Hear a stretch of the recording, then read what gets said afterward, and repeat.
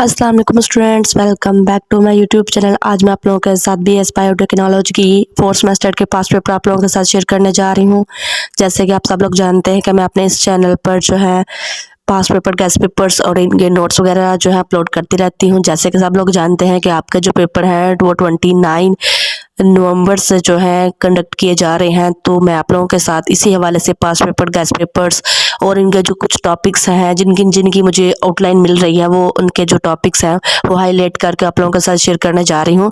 तो आप लोगों ने अभी तक मेरे यूट्यूब चैनल को सब्सक्राइब नहीं किया तो सब्सक्राइब करके साथ में दिए गए बेल के नोटिफिकेशन को प्रेस करके ऑल पे सेट कर दें, ताकि आपको मेरी आने वाली हर वीडियो का नोटिफिकेशन मिल सके। तो टाइम को ज़ाया किए बगैर वीडियो को स्टार्ट करते हैं।